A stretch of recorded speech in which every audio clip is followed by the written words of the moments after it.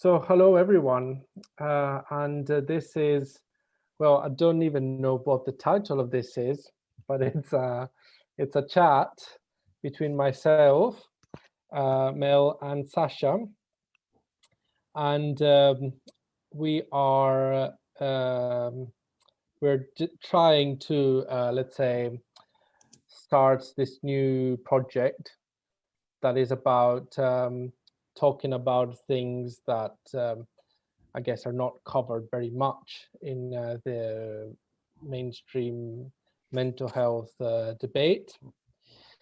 And you might some people that listen might recognize me from my Twitter handle, which is at APOS Podcast, which stands for A Place of Safety Podcast, because I was well, originally I had started a podcast with a colleague, and then kind of on my own in a second phase about problems related to the mental health system in Britain, in the UK. And so in this meeting, I'm the only person from the UK, but there's Susanna, who lives in the UK, who might be present at meetings in the future. And we don't really have a plan on how this conversation will go, what to say, what to do.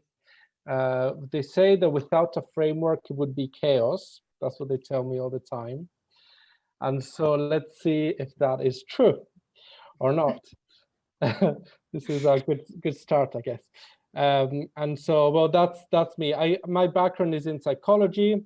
I studied psychology at postgraduate level in Italy, and I qualified as a psychologist in Italy, which, however, means something quite different from clinical psychologists in the UK and in the US, I guess. And that's me. And yes, anybody else who wants to introduce themselves, go ahead. Sure. So my name is Mel Butler. I live in Los Angeles right now. I'm working at San Fernando Valley Community Mental Health Center, and next week I start at Antioch University to study to get a master's in clinical psychology with a focus on psychological trauma studies and applied community psychology. I graduated from Rutgers University in New Jersey in 2015 as an honors research scholar studying behavioral neuroscience and psychoneuroimmunology. Spent 2 years working at an inpatient facility in New Jersey, the largest inpatient psychiatric facility in New Jersey, and then spent 3 years working as an independent living skills trainer for people with brain injuries under the Brain Injury Home and Community-Based Health Waiver in Colorado, and got a lot of experience with the Medicare, Medicaid, and Social Security disability processes here in America, and then moved out here to California to go to school and hopefully open a voluntary peer-run respite support center, help create different types of alternative care models based on the reading that I've done and the members of the community that I've talked to. And you know, I've been able to get a lot of the last 6 years of boots on the ground kind of experience at the personal level with people and figuring out how these systems work and seeing the effects that they have on the people that are part of them, as well as, you know, how the recent financialization of home and community-based health services has affected the efficacy of these types of services that are currently being delivered. And so that's basically my background. I'm going to be working towards getting my LPCC here, licensed professional clinical counselor, and then I get to create a capstone project alongside local councils and pilot that program here in LA, and have been working with Carrie Morrison from Heart Forward LA, who I spoke to yesterday, who's going to help me out with being able to start that in Hollywood, hopefully within the next few years. So that's my background and what I'm working towards right now. Cool. Sasha. My name's Asha Warren. I'm in Minneapolis, Minnesota. I'm originally from Chicago, Illinois. My experience in the what's called the psi disciplines, psychiatry, psychology, psychoanalysis, so on, is um, most extensively as a patient on the patient end of things from a pretty young age, and um, about 3 years ago, was involved with starting a Hearing Voices chapter of the Hearing Voices movement, a global movement for to create social spaces and sort of reframe the conversation around extreme experiences like hearing voices and seeing visions and extrasensory experiences and so on. And through that vehicle, I've had the opportunity to link up with many other people who are patients in the mental health system, as well as some people who aren't, but who kind of identify with some things that might normally be under the umbrella of psychiatry, the mental health system, and as well as mental health workers, nurses, some psychiatrists, currently involved in trying to get more involved in some anti-medical coercion projects that are happening, spearheaded by groups of nurses who are really unsatisfied and unhappy with the level of medical coercion going on, especially in the general hospitals and the emergency wings in particular. So that's a new thing and it's ongoing, so I don't want to talk about it too much, but then about a year ago also started a project called Of Unsound Mind, unsoundmind.org, which is a digital resource. Sort of had pretensions of it being an archive, but I think that was maybe a little bit too ambitious. It's more of a digital hub for resources in critical psychiatric and radical psychiatric thought and practice. And there's also a blog, and there's a series of talks that I've done and a number of other sort of random things on there. So that's where I'm coming from. Should we start it out with a question that we kind of talked amongst ourselves prior to this? If you're all ready to just jump right into it? Yes, let's go. So one question I thought of is, how do the legacies and the stories around the process of deinstitutionalization affect the way people approach mental health work and policy in different areas of the world? And I separated the legacies and stories or narratives intentionally because I think, at least in our context, and I can get into that, there is a wide discrepancy between the actual legacies and the actual process and the narratives that people sort of bring out for various reasons. Anybody have anything off the bat?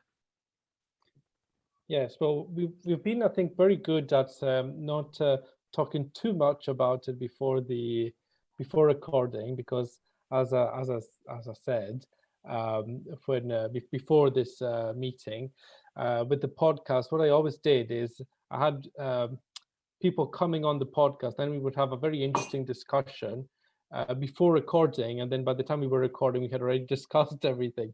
So we've been quite good at not discussing too much of it. But I think one of the problems with this is that people are simply not aware of all the different traditions, the legacy of different movements in this respect. Because and one of the things that kind of brought me to particularly to this, so to try and add different elements to the discussion, is that the idea seems to be, or at least on Twitter, because beyond Twitter, at least in the UK, it's not as if in services there's this big debate, so it's on social media in the end that there is some sort of debate, and the debate seems to be a lot about being against the current system, the medical model, which is absolutely poor in the UK, and I believe probably in the US even worse. But in some way that seems to satisfy a lot of people. So it's very bad. We need to do something different, and no matter what is it. And so people throw, if they hear open dialogue, they say yes, open dialogue. If they hear some other more or less psychosocial approach say, yeah, that one, that one, that one, that one. And in the end, it's not clear where we're going exactly. And movements that have tried to challenge the status quo have different histories, different ideas, and sometimes these ideas are in contrast one with another.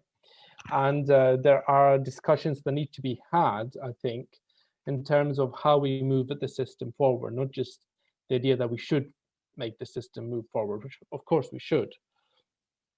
And so that's one of the problems. So in terms of, we don't know who's going to listen to this, hopefully someone.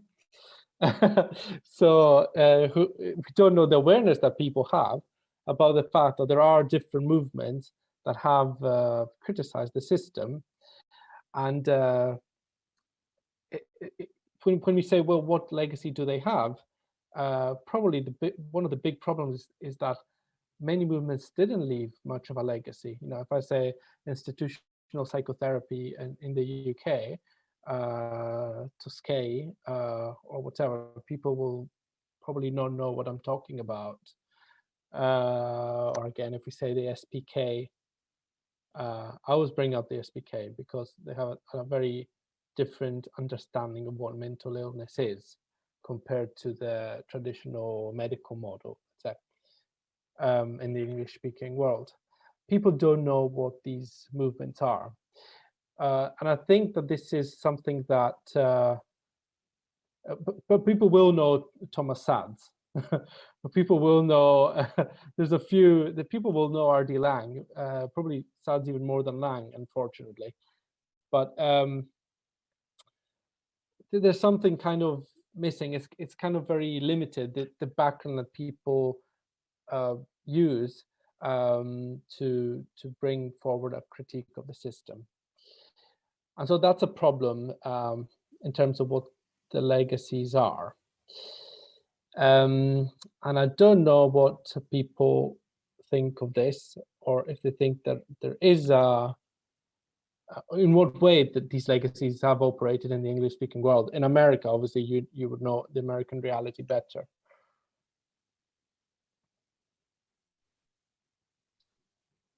I would say, well, speaking to the American reality, and I think this gets to a lot of the questions that you're raising in what you said as well. I tend to borrow quite a bit from the thinking of Anne Lovell and Nancy Shepherd Hughes, who were also involved in editing the only English-speaking anthology of Bazalia's work, as well as Francois Castel and Robert Castel. They put together, Francois Castel, Robert Castel, and Anne Lovell put together this book called The Psychiatric Society. That's very much an on-the-ground book. It's from 1981. The English edition is. I think the French edition came out first, but it really is them on the ground, going around the country and talking to activists, talking to mental health workers, talking to patients, and being in the actual places and seeing what was going on in this period that's, you know, within or potentially, depending on how you periodize it, it's either the within or directly after the period of, you know, what people call deinstitutionalization. And I think what they show and what more recent theorists and historians show, like Liat Ben Moshe in particular, is that deinstitutionalization was not a single thing. It's not a single event in the United States. It's very confusing and even contradictory series of different processes that happened throughout a very long period of time. So people often point to, for instance, the 1970s as being the big period when deinstitutionalization happened and this turning point. But the process of releasing people from the asylums and figuring out new places to go was already beginning in the 1950s. So that already completely problematizes it. And this is prior to the so-called anti-psychiatric movement in the United States, prior to the major works of Thomas Szasz. So sometimes he's blamed or even lauded, depending on who you ask, for being an architect of deinstitutionalization in the United States. But that aspect really puts that into question and makes that really hard to defend. You also have the fact that the asylum, there's also this major story that people were, they use terms like funneled into jails, or they say unloaded onto the streets. There might be specific cases where you can look at processes that look like that, but as a general fact, there's very little evidence for either of those being a kind of a federal policy. Of the way people talk about it, it sounds almost as if they filled up buses of people in the asylum and went to the middle of the downtown area and dropped them off, or they went to the front steps of the jail and dropped them off at jail. What I think a lot of the data shows is that the specific people who were in asylums, there's very little evidence that those specific people ended up in jails.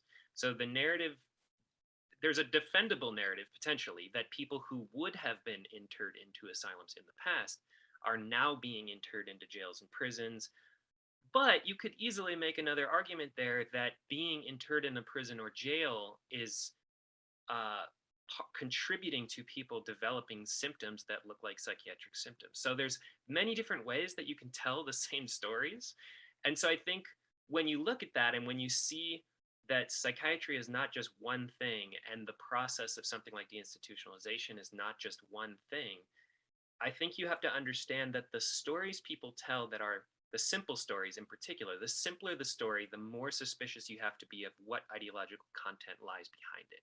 Because oftentimes the people that are pushing the story that people were funneled from the mental institutions into the streets or into the jails, they are saying that so that we reinvest in large, static mental institutions. And there's a serious lack of creativity there, that they can't think of anything better to put their money in. I think of somebody like DJ Jaffe of the Treatment Advocacy Center, one of these major groups pushing for this, along with NAMI and some other groups. You know, one of the kind of nails in the coffin, I would say, of the asylum system in the US was a case, and I'm actually forgetting the name of the Supreme Court case, so I'll look that up and I'll bring it back up later. But in this case, they decided that institutional labor, essentially coerced free labor, right? This is like, I don't want to use the word slave labor because of the connotations of that, but this is unpaid labor by people who are in the institution, right? There was a court case that basically made it so that the FLSA, they changed the rules of the FLSA, the Fair Labor Standards Act, to make it so that the institution would have to pay people a minimum wage and provide certain securities that would cost money. And the labor system in the asylums essentially fell apart. And a lot of them became incapable of acting on the day-to-day because some of them were using 90% of the labor in some institutions was patient labor, coerced patient labor. I mean, and you look at that, and what I think the obvious response to that, from a kind of human perspective, maybe, or just a common sense perspective, is a system that requires that much, or the system that requires any forced, coerced, unpaid labor should not exist. And we need to think of a radical alternative to that system. But instead, their response of somebody who can only see the system in terms of these binaries, like the TAC, their response was, well, this case was a disaster because after this, first of all, the asylums left, and also the patients that were formerly doing hard labor are now just sitting around all day and don't have anything good to do. And the easy response to that would be, or I think the response that you would expect, or that I would expect, is like, well, then you need a new system and you need new things to do. Like, if forced labor is the only thing you can think of, that's a pretty rotten system. But these binaries create these kind of monstrous positions like that, where you end up defending peonage, right? Institutional labor. So yeah, I guess the main point of all of that is that I don't know if there is a narrative that exists in the United States that is not extremely saturated with partisan flavor, partisan content. It's all, you have to always read that into it, including this complicating one that I'm presenting now, because I think the picture is complicated, and I think our political activity should be complicated when we talk about it. So that also has an ideological aspect to it too. But that's where I would begin when we start talking about this question. Yeah, it's interesting. In the UK, they say, well, we must continue to lock people up, etc., because otherwise we would be like the United States. So, so basically, it all goes round in circles. But they never think of good options. That's true. I mean, it's always, if you don't accept, because that's the only way they could justify it. I mean, since basically what we're talking about is human rights abuses, to this day, I'm not talking about the asylum system in the past, which was bad enough, but to this day, I mean, in the last 30 years, the level of coercion has risen in the UK. As much as they say it's irrelevant now, the hospital is irrelevant, but the coercion keeps rising. But the only way they could justify it is by saying, oh, the alternative would be neglect, and therefore you need to back this ongoing violent trend, which has lots of different aspects to it as well, obviously, because then Black people are by far more likely to be subjected to compulsory care, so they call it. So yeah, it's quite a complicated situation in some way. In some way, what I think is that since the system puts itself in a fundamentally non-dialectical position, where it says it's this or nothing, then it encourages movements that want to criticize the system to put themselves in the same non-dialectical position. So you are all evil, you are all bad, we don't want something medical, we're going to do something completely different. And it's not because there's a genuine belief in what this something completely different is, but it's almost an emotional reaction to this total closure by the system. I don't know what Mel thinks of all of this. Well, I had read the Liat Ben Moshe book that Sasha was just talking about, the Decarcerating Disability book, where it talks about the legacy of deinstitutionalization in America. And well, a lot of the asylums and stuff started getting closed under Reagan, which was under austerity, neoliberalist practices of cost cutting, and they did co-opt the language of community care. They're saying, well, we need to put people in the community. There was enough thinking about potential alternatives in order to justify closing the asylums, which I believe Reagan called the largest free hotel system in the country, as a way of saying, well, we need to build something different. And there was a lot of very vague promises, enough of, we'll create community services, and, we need to bring people into the community, and just never actually enacted it. And that's why a lot of people do think, like, well, they just funneled them into the jails. They brought them onto the streets and they just dumped them there. But because in some ways, even if that did happen, where people are now getting jailed more often and are homeless more often, that's because there was no alternatives that were put into place, despite the promises that were made for that to happen.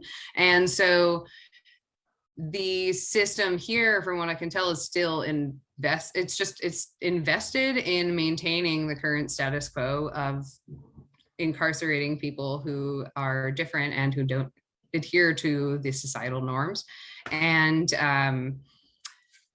but do know enough that there could be other ways of doing things, but aren't interested in actually putting them into place, which has also increased the binary and also made it seem like, well, they're not going to provide us with anything different and we need to just do it all ourselves. But everything across the board blanket is bad. And that also kind of that is exemplified with the home and community-based services waivers under Medicaid. When the Affordable Care Act was passed, states could opt into having these home and community-based health waivers.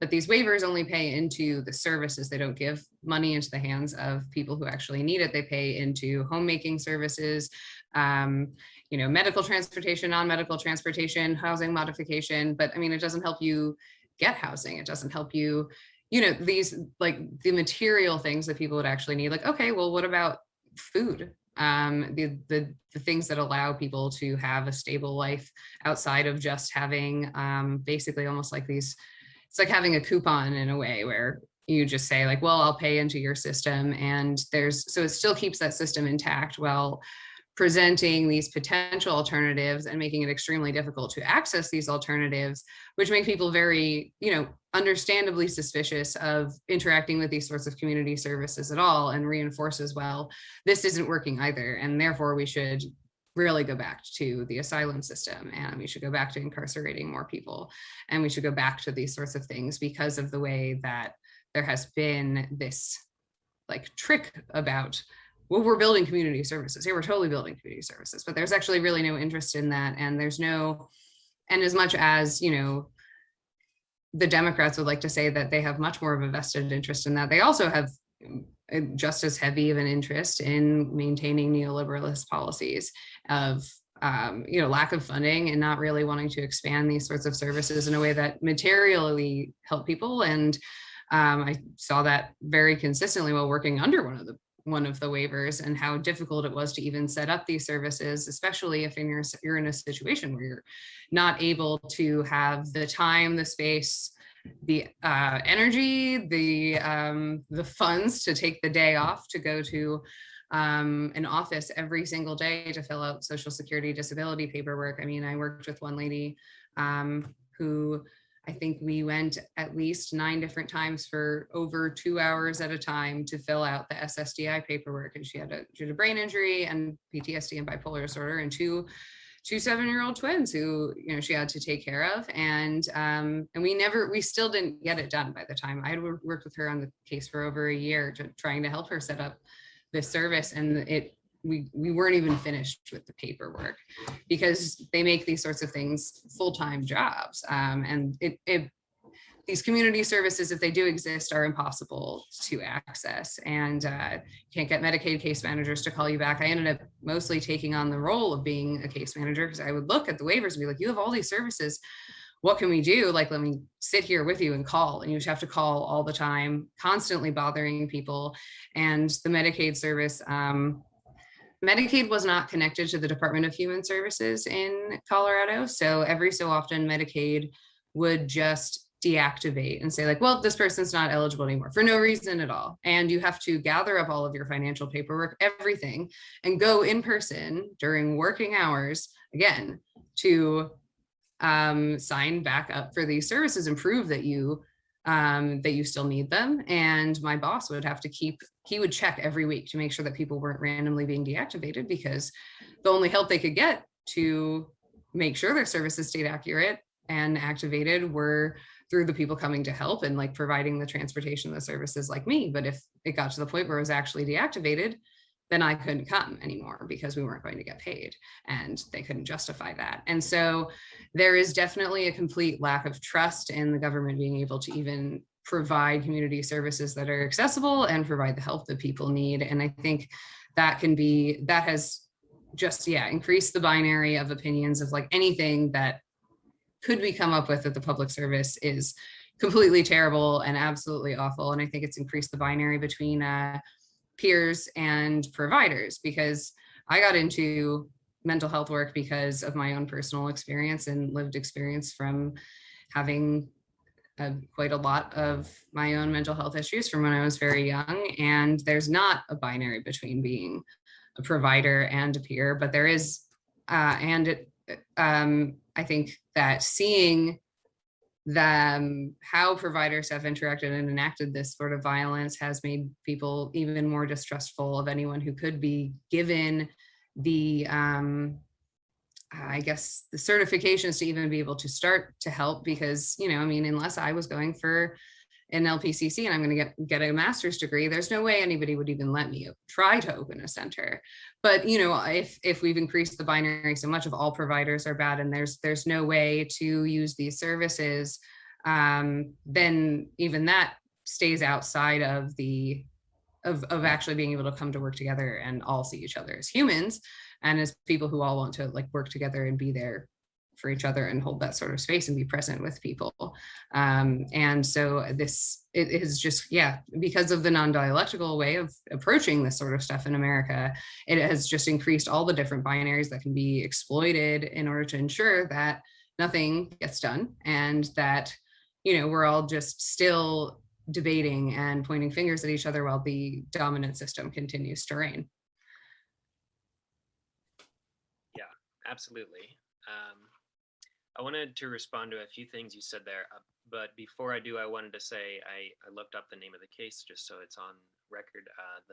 It's Souder v. Brennan in 1972 was the case that was providing for a certain level of compensation for institutional labor, and a great book to read to learn more about institutional peonage is Disability Servitude by Ruthie Marie Beckwith. Is a really good text dealing with that. I mean, so many of these critiques that we're talking about of deinstitutionalization and community psychiatry in the US that are like I was saying before, like always have this partisan element to them. There's clearly always something that's like desired behind it. What often doesn't get talked about is that it was premised on something that never materialized. Like what you're talking about, that Kennedy and Carter in particular promised an extensive system of community care that just never materialized, not even close. Instead, and if we want to talk about this concept of transinstitutionalization, people always talk about people being transferred to jails. Although, like we've been saying, there's not much evidence for that. There's clearly a lot of people in jails with mental health diagnoses and things, but it's not clear what that actually historically means. But if we want to look to a clear pattern of transinstitutionalization, we can look at the movement of people into nursing homes, which often go completely unexamined and not looked at. And oftentimes these were also touted as sort of an alternative, a lesser alternative, or group homes or residential, various like concepts and practices of residential centers. But as evidence comes out, and I think COVID-19 has only exacerbated this and shown that these are not alternatives to institutionalizations. In fact, they're just micro institutions that function in a very similar way, with similar patterns of abuse, similar patterns of neglect, similar patterns of exposure to disease like COVID-19, and the rates of people dying in nursing homes, like in New York, for instance, is like astronomical. But that's, I think, where the largest expansion actually happened. At the peak of the asylum population was 550,000 in the United States, which sounds somewhat low compared to the massive prison population today, but per capita, it's actually not that far off, or back in the 1950s. But soon after, and today, actually, if you look at the nursing home population, it's 1.2 million. So it's about double the amount of people that were ever in the asylums are now in nursing homes. And then there's over 2 million people in prisons. So the level of institutionalization, if you can include these residential centers and nursing homes, has only risen.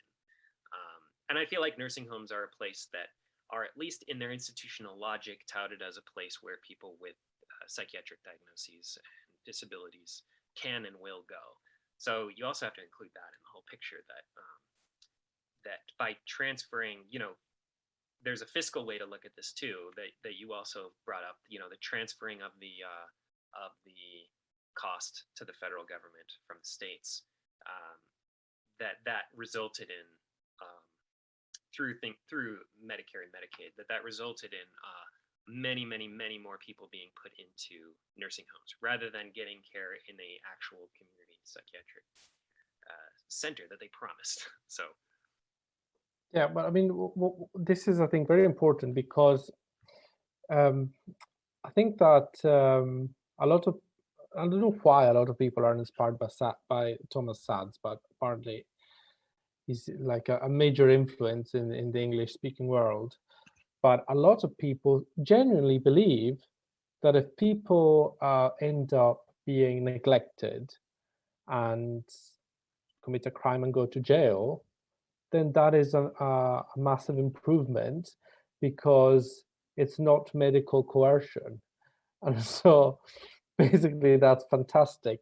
And so the way, I mean, you're saying, well, then people end up in crisis homes, end up in other institutions. That is a problem, obviously. It means that we haven't really addressed the fundamental issue. If we think that the problem is an institutional question, but obviously, if we think that the problem is a question of medical power, then it's perfect, fantastic. They're in jail, mission accomplished. So, and this is where the debate is going in the UK as well. And it is quite concerning because that is not my understanding of the problem at all. I mean, and it's true that, of course, to me, deinstitutionalization means something very different to what it generally means in the English-speaking world, or what it means in Italy generally. It's because it coincided with Basaglia and democratic psychiatry. And so a move, what it means in Italy generally is a move away from services built for the needs of the institution, for its efficiency needs, basically, and to move towards an approach that prioritizes the needs of the person, where the institution is more flexible. So, from a situation where everybody needed to eat at a certain time in the asylum, go to bed at a certain time, and do all things that made things easier to run the asylum, to a situation where really the structure of the asylum was the problem. And we need to try and build and move towards a situation where people's subjectivity can emerge, people's needs can be expressed. I'm finding what I think is a big obstacle to this is if we think that the problem is exclusively medical or medical power in itself. The power structures in society exploited medicine because it's an easy thing to do. Pills, doctors have a lot of authority because of society's prejudices in any case, and so they can use pills. They could use in the past straitjackets, asylums, etc., to, let's say, keep under control people that didn't fit in this societal structure and fell through the cracks and didn't have options in life. And so poor people, black people, people that just didn't fit. And so instead of questioning the whole structure, we needed a way to deal with it. The asylum could have been one way, medication could be another way, of course, now, because then you can move people to the community, go and visit them, make sure they're compliant with the medication and keep them under control. But the problem is, I think, a vision of society where society isn't questioned, power structures aren't questioned, and people end up being controlled, which could happen and happens a lot in medical ways, happens in a lot of other ways. For example, CBT in its most radical form, when it becomes applied to everything, as in the UK. We often, this example is made of this service called IAPT. Basically, it's a short-term CBT service, and it's tick boxes over tick boxes over tick boxes to show that the service is doing well, but without providing anything that truly answers the need of the person. And that's not a medical intervention. That's a psychological therapy, but it's still made with a logic of social control. And I fear that, I hope really we do, as human beings, we live for a few decades, we don't live for a huge amount of time.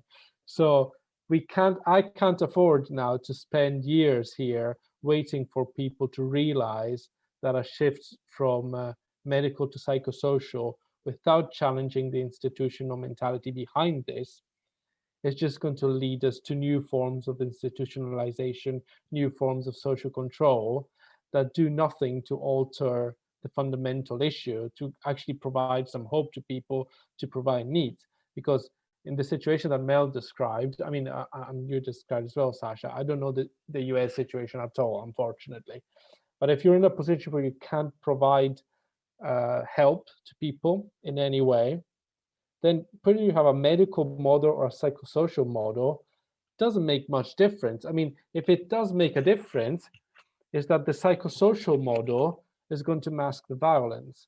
You're going to say, oh, we're adopting this, we can't offer a house, we can't offer money, we can't offer help of anything, but we're very psychosocial. That is in a way even more violent. This is completely, I think, absent in the debate in the UK and probably in the US as well.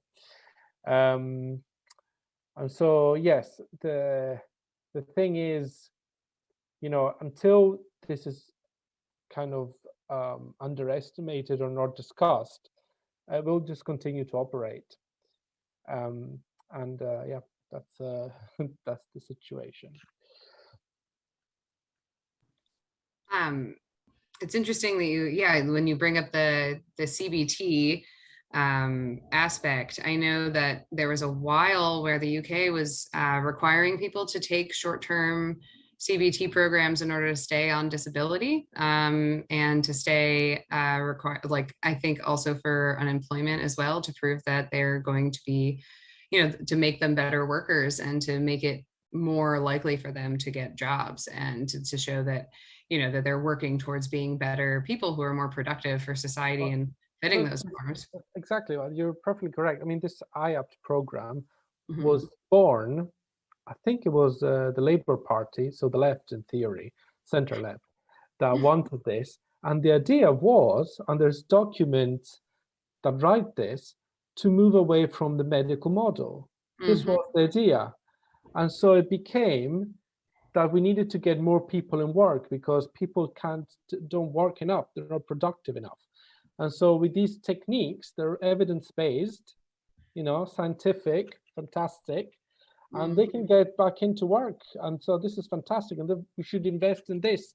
And this is our psychosocial, change.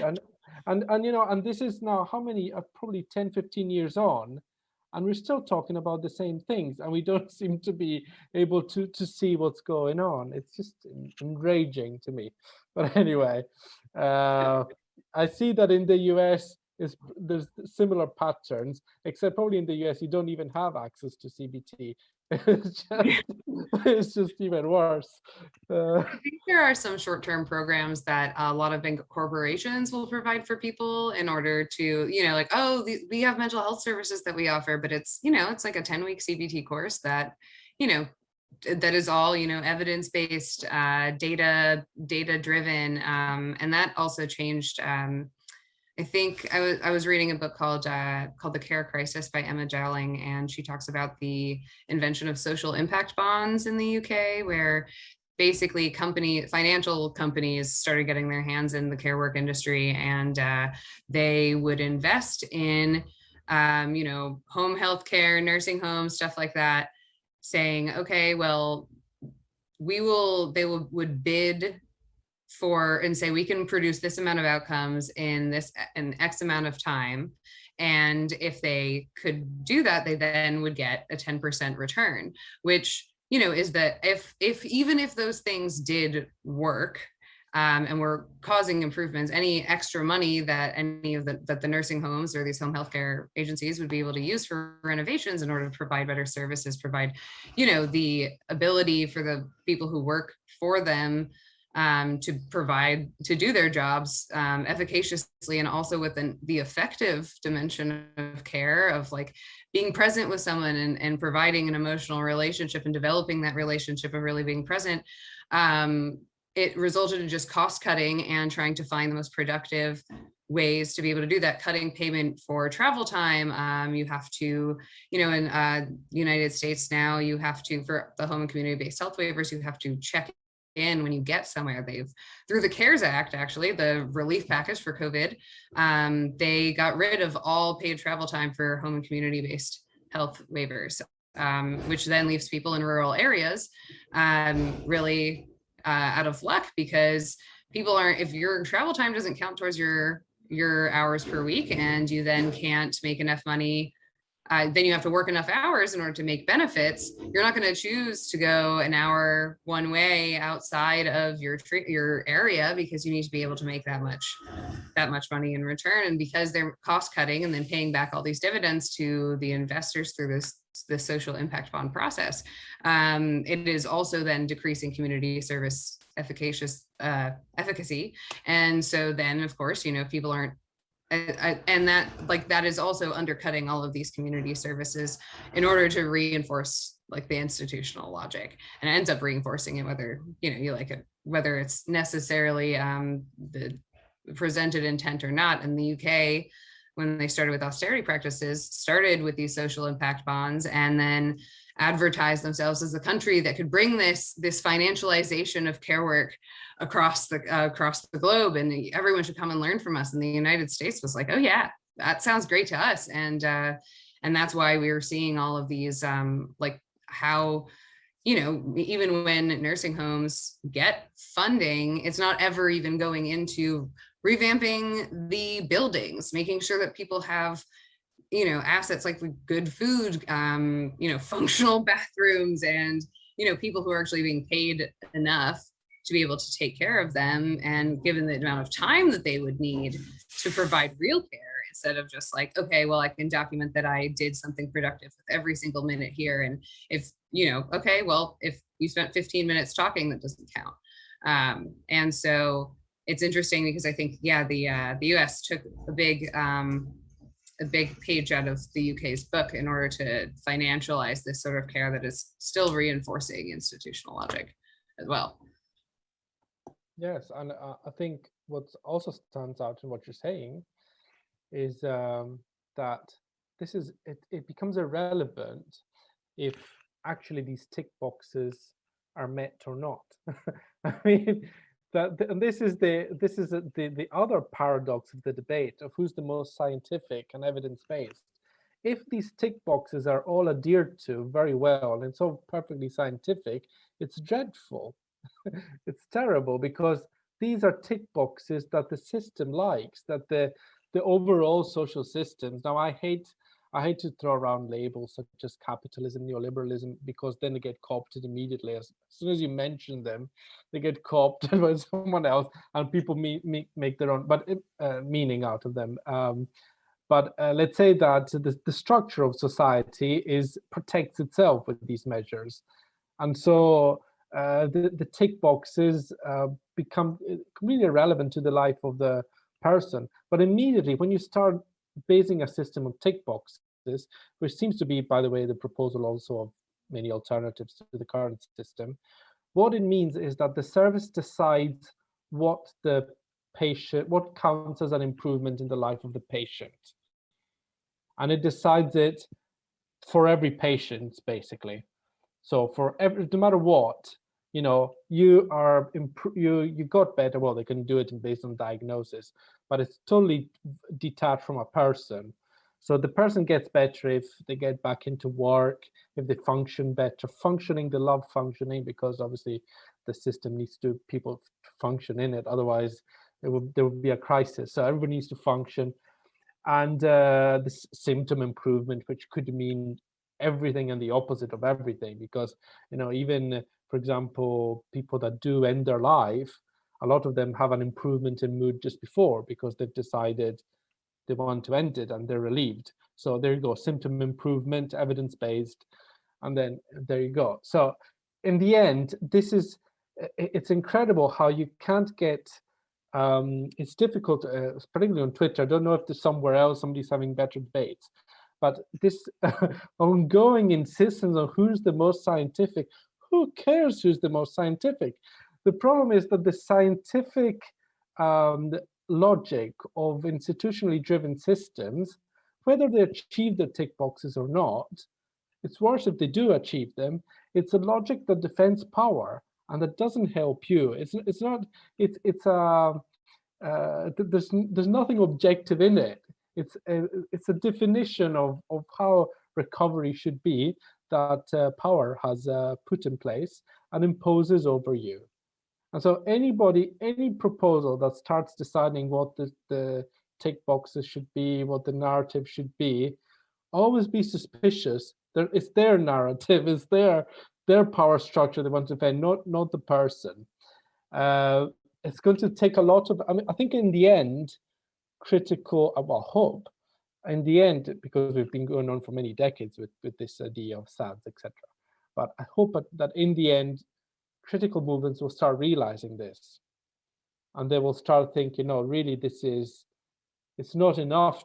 Medical or non-medical, it's a very simplified view of this, we really need to evolve. But at the moment, I see no hint of this. Like, they're convinced, every side is convinced that they are the most objectively scientific. For some reason, science is very objective, but everybody seems to have a different objective view of science. And we're stuck. And by the way, it's not even that there's much of a communication, it's just basically throwing insults from one side to the other. This is Twitter for people that are not familiar, because it's the only debate that there is. I don't know if anybody knows other social media where there's a big debate on how to change the US-UK system, let me know. But yeah. I have two comments I wanted to make. One on the question of social control, the introduction of psychosocial theory and objectivity, and one on the sort of economics of the system in the US. The first thing is that I think when you start to approach this question of, going back a little bit to what we were saying about whether the introduction of a new form of knowledge or a sort of humane form of psychotherapy might effect a change in itself, or a new form of language. I think Zaz is a great example of this, and I think it's good to kind of poke at his theory because it's probably the most dominant one in the US. And I think what he looked to the law for, what he found in the law, or he thought he found, was a mechanical solution to the fuzziness of mental disorder. So the question of mental disorder in his mind, and illness and pathology, he was like, this is too fuzzy. It's too much based on discretion. The person who's perceiving the activity, it's too much based on what they see and how they feel about it and what their preconceived values are. And so you can't actually consider it anything beyond just a kind of language game or a system of metaphors. But what I think ultimately his biggest shortcoming, and he would have been a much different thinker if he was able to see this, is that the law is the exact same way. The law is precisely the same way. It very much relies on discretion. If you read legal theory and you know anything about how judges think, it is very much a discretionary position to be in. Same with the jury. Like, they have to take in certain things. They have to decide what's illusion and what's reality. And then they have to tick boxes and see if it fits into this category of whatever the form of criminal that they're looking at. So the figure of the criminal is in no way more solid or real or mechanical than the figure of the schizophrenic, for example. And he totally failed to see that the same fuzziness and discretionary activity is completely prevalent in all realms of the state, and particular the law, criminal law. That's, I think, his biggest shortcoming. On the notion of objectivity, I don't have too much to add, just ad hoc or off the cuff, except that I think people would do really well to revisit Georges Canguilhem's Normal and Pathological, where he goes through a lot of different examples of different attempts to create a stable form of normal that could be, scientifically validated, attempts to do it through certain qualitative changes, or maybe it's a matter of creating a qualitative limit, like once you pass this level of lead in your blood, then you have lead poisoning. You know, it's this particular amount. And he found that there's really no way to actually solidly create a line at any point, no matter which way you approach it. So even the notion of objectivity, I think there's a fantastic book called Objectivity by Lorraine Daston and Peter Gallison also. That's a newer book that attempts to historicize the concept of objectivity and show that it was actually a concrete position that you take, right? Like they go through all these different ways that you sort of theorize what objectivity is. Like it's a static image. So this requires the technical innovation of the photograph, and you need to take these photographs. But at each point, you're standing in a certain position, you're facing a certain direction, you have to change the lighting, you have to change the parameters and the conditions of objectivity. And all that stuff conditions what the objective matter that you're looking at is. So this dream of objectivity, or this dream of finding the stable position, is doomed from the get-go if you actually think that you can arrive at an absolute position, like the God position. But you can look at things objectively if you take as your standard or parameters that you're looking at the information through the lens of a position and a series of values. Then you can say, from the position of my standpoint in this series of values, that such and such thing is true and remains true. And then at least we're having an honest conversation. And I think that's the barrier when people start having these fights about this is objective. In a sense, they're both right and they're both wrong. They're both right in the sense that it's objective for the particular position that they are in, the standpoint that they have, and the values that they carry into it. They're wrong if they think that it has some sort of transhistorical, divine value that's beyond nature or something like that, or beyond their position. And then the last thing I wanted to say was about the financial concerns, because you hear this thing in the US that we don't have enough money for services, and they're always scraping together funds and things like that. But I just wanted to point out, as kind of a sad but also somewhat humorous aside, that actually they have an enormous amount of money. Like mental health is extremely well funded. It's just funded in a very bizarre way. There are certain things that are incentivized and there's great value placed on them, and there are certain more pragmatic, like daily needs types things that are just not at all. So I have this quote from Thomas Inzel, the director of the NIMH, the National Institute of Mental Health, which is the federal research organization for mental health. During his time, he was talking about that the proportion of NIMH funds that went to clinical research was only 10%. And then he said in a quote, this is a direct quote from him in 2017, he said, "I spent 13 years at NIMH really pushing on the neuroscience and genetics of mental disorders. And when I look back on that, I realized that while I think I succeeded in getting lots of really cool papers published by cool scientists at fairly large costs, about 20 billion, I don't think we moved the needle in reducing suicide, reducing hospitalizations, improving recovery for the tens of millions of people who have mental illness, and I hold myself accountable for that." So when we talk about this like lack of available funds or this like financial question, we also have to consider that there are people getting quite wealthy off of a certain line of research or a certain kind of clinical practice, just one that doesn't move the needle for the tens of millions of people who are suffering every day. So. Yeah, well, obviously, I mean, the fact that they don't have resources is ridiculous. In the UK, same thing. It just makes no sense. But going back to what you were saying before, another thing that I think is interesting is that in terms of objectivity, subjectivity, objectivity is always seen in a positive light. Like to me, objectivity already means, since in any way you can't avoid your point of view, immediately creates lots of problems if you're saying that something is objective, because then you will need a mechanism for rebels. So objectively, there is no dragon under your bed, and therefore I say, well, there is a dragon under my bed. That creates a problem immediately. And so if we have a very strict unidimensional view of reality, we say, well, factually, there's no dragon under the bed, then the alternative, the course of action will have to be repressive. Will have to be either meds or physical assault or whatever it is, because you can't understand that there might be another reality to the idea of a dragon under the bed. So to me, objectivity is always a huge problem, because I don't want to get us in a position when there is no communication possible.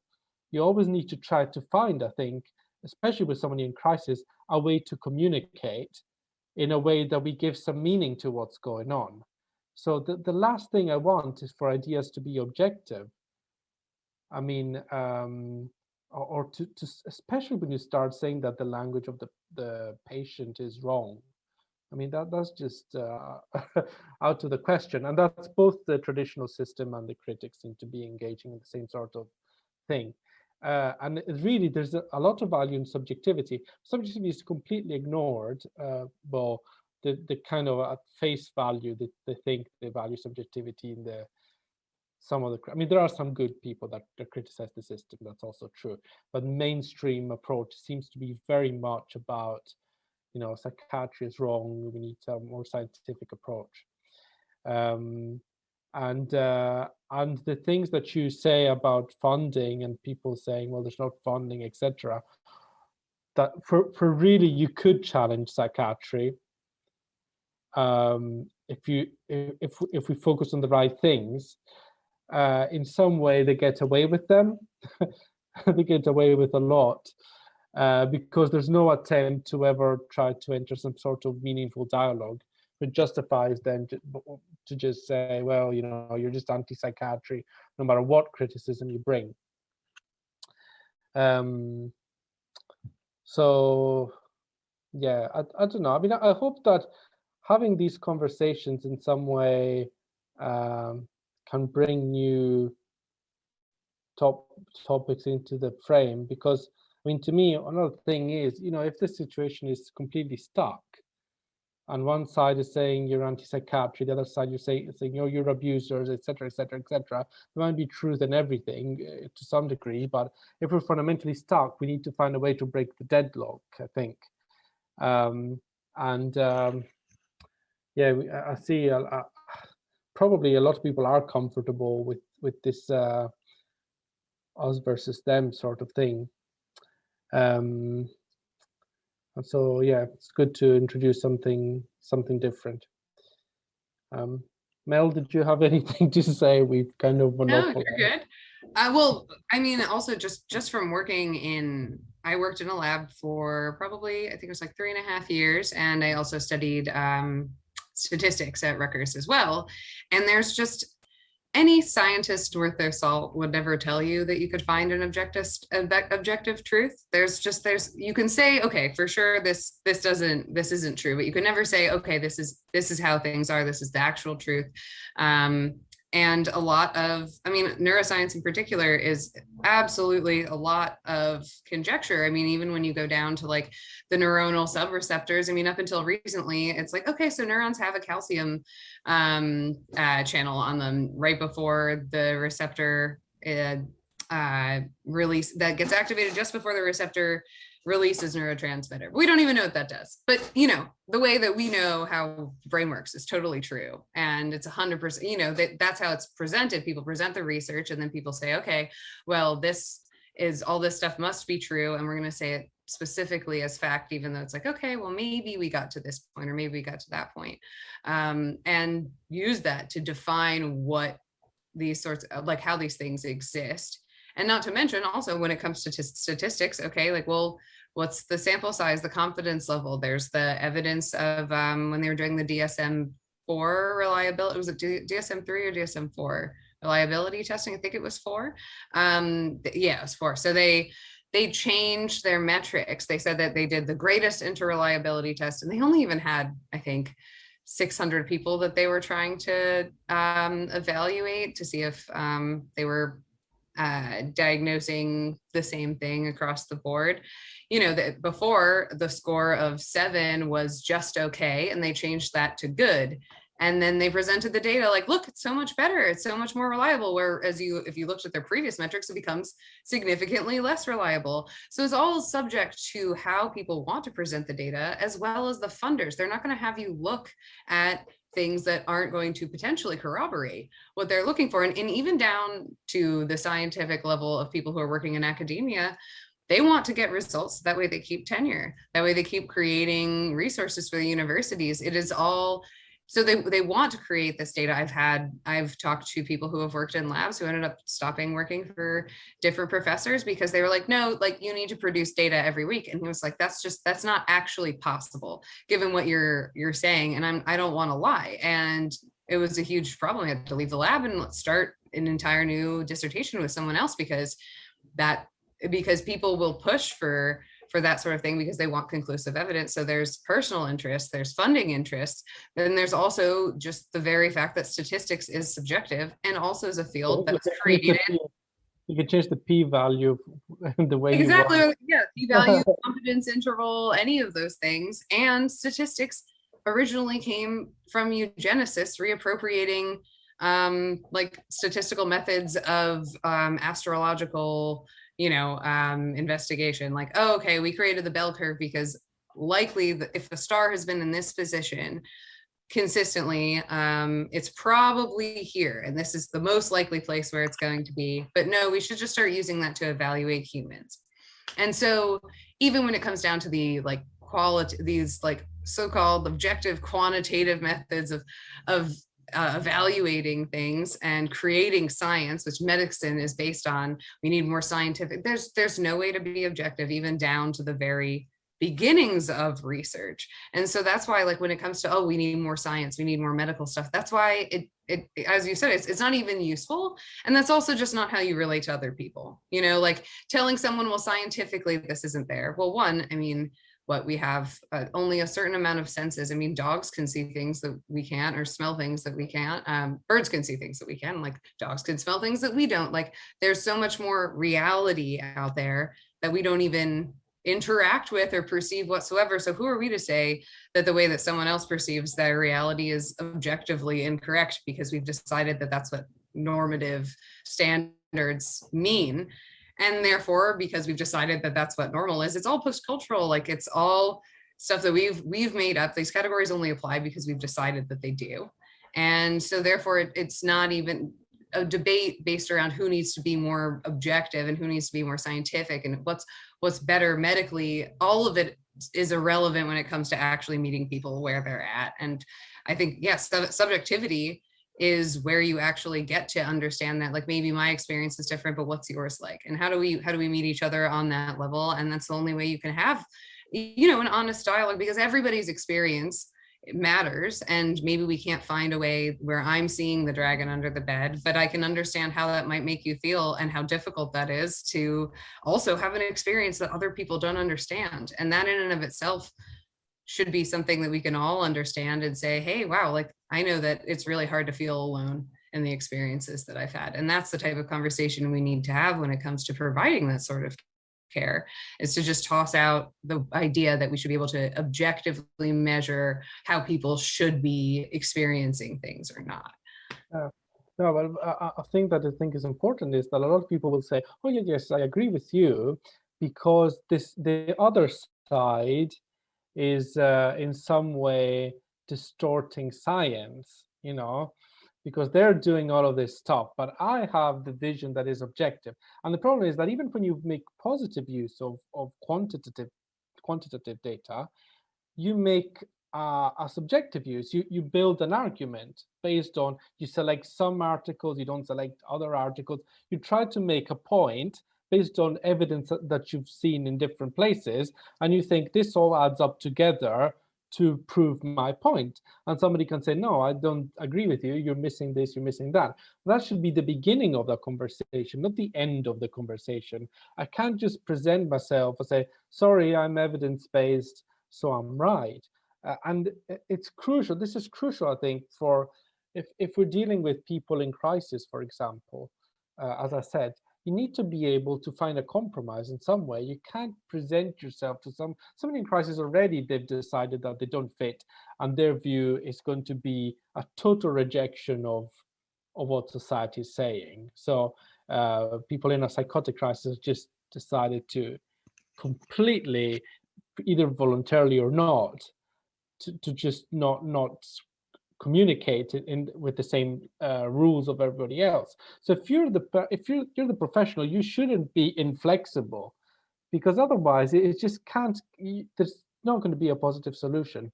So I kind of despair at well, the system. You see, I don't expect much from the system, because I think I don't expect much from them. But from critics, I expect a bit more, of understanding of, you can't just label people's experience as wrong because you think you're the most objective. Then they talk about decolonizing experience. That's the funny bit with their objective experience. Anyway, yeah, Sasha, I know you need to go soon. So yeah, I did want to say, I do need to go soon, but I did want to say, I think, Mel, you make a really good point that when I was talking before, I was separating this question of how objectivity is arrived to and the kind of fiscal concerns of the field. I think you make a really good point that you actually can't separate those two, that there's a lot of lines drawing them together, that, what's going to establish the directions taken and the kind of the parameters chosen is going to have a lot to do with how the money is flowing. Yeah, for sure. There's I had it was advanced topics in psychobiology brain health course, and the woman who was running it was actually one of the people who helped discover that we make new neurons in our hippocampus as adults when we create new memories. So she was big in the neuroscience field, and she came back from a conference in class and just started on this rant where she was like, people out here at these conferences saying that they objectively found, well, we don't know, they could have just had someone could have just had an experience right before they walked in, and then that brain region is activated. That means nothing. Like, all of these things are all just correlates. We don't know anything about what we're talking about. We can say anything for sure. And started talking about how bad it would be if we start saying these things as definitives and then using them in the legal system. Well, people with antisocial personality disorder have less gray matter in their ventromedial prefrontal cortex. Therefore, we have found that this person has less gray matter there, and therefore they are objectively scientifically bad and should be locked away in an asylum. Like, the only way that that ever really ends up by saying that there's an objective truth about whether or not someone is normal or not normal or good or bad is going to end up with reinforcing the status quo and reinforcing carceral logic. Like, there's just no other way to go about it, I think. And we can and taking it's one thing to have like an inquiry and to look into these sorts of things as like, and have a conversation of like, this is what I found, what did you find, let's all think about it. But rather than when you come to I'm right and you're wrong, that is when we're going to start seeing that like those things are going to be co-opted by power and replicated. And that's why like it is very worrisome to think about like, oh, well, we need to find like scientific correlates for these disorders in order to prove that they exist and that people are actually in distress. People are in distress like that's going to happen regardless or not, but there are systems that have a vested interest in us identifying ourselves in those sorts of ways, so that way they can continue to exercise these types of powers. And by giving that and by touting science as the way to figure this out, it's just not going to, it's going to end up that way regardless. And so to base your critiques of the system on that in a way that only reinforces it, it's just, it's lacking in, the systemic analysis of like, why are we deciding these things? And like, okay, like, are even the criteria that we're deciding what we're evaluating for, does that even count? Who's decided them? Why should we? And like, it's not the most important. I mean, it's nice to have signposts to say, well, these are symptoms you can look into. Have you maybe experienced this problem but not really noticed it? It might come along with what's going on. Like, we've just noticed that people who deal with depression also sometimes, are more likely to have anxiety. So just, have you noticed any anxious feelings? Maybe that's just not something that's coming up, but that's the only place where I think that it's really useful to be able to identify those things as like as a directional thing to investigate and learn more about yourself and the way you're interacting with other people, but not as a way to definitively describe reality. And that's where we're getting away from the actual human aspects of care and like the real point of taking care of people and taking care of each other. Yeah, I mean, it's an art in the end, because we all have a body of information and we need to decide how we're going to use it based on the person we're trying to help. We're not robots, and we shouldn't be trying to be like robots. I mean, that's the last thing we need, the objective science. And every time that people have this view of an objective truth, science, etc., one should always wonder, what do you have in mind for people that don't comply with your objective truth? And there's always going to be a mechanism of exclusion. And therefore, there's where you understand that this is an institutionally driven project, where people are going to go into the service and know that they need to comply with dominant values. And I think we've seen enough of that with the current system to replicate it again with someone else. And this is regardless of who's, could be my perception, anybody's perception. It would always be wrong to just presume that everybody should comply with what people in power think. It's just going to be co-opted immediately. And yeah, that's it. I think it would be. Do you have anything? Does anybody have anything to add before the end? I want to say one last little bit is that this is a point I feel like I harp on all the time, but critique and alternatives and any kind of practice can only be introduced into an existing framework, an institutional framework, where the encounter can actually take place, right? So in developing a critique or in developing an alternative, where is it going to go? It's in all likelihood, it's going to enter the spaces that we already have, and it's going to end up turning into something that looks a lot like what's already come before. And like a good example of that is like trauma-informed therapy in prisons, right? You being used to manage prison populations and keep the distress levels down so that the prisoners are calm, right? This is a kind of monstrous form of what is in reality like developed in an ethical, humane kind of lens, and it was believed that it was going to go in that direction, but then where can it go? So we need to have encounters. I think this is the lesson of the democratic psychiatry movement as well. We need to have encounters with teeth that have the force of the negativity involved, where it can actually work to start to break down those mechanisms and those institutional barriers to true transformation. Yeah, and we acknowledge our own role in the oppressive structure, because I always talk about meaning-based restraint or trauma-informed restraint. You can't. It doesn't work. It's just impossible. Right. Forget it. It's just. Anyway, look, I'll. It just. It's one. The push. This is one of my buttons that they always push with these outrageous suggestions. Anyway, yeah, there's going to be lots of food for thought, and well, we're counting on having other meetings with hopefully involving Andrea and Susanna, and yeah, it's been a very interesting discussion, and let's keep updated. And if anybody has any question, by the way, just reach out and feel free to ask. Okay.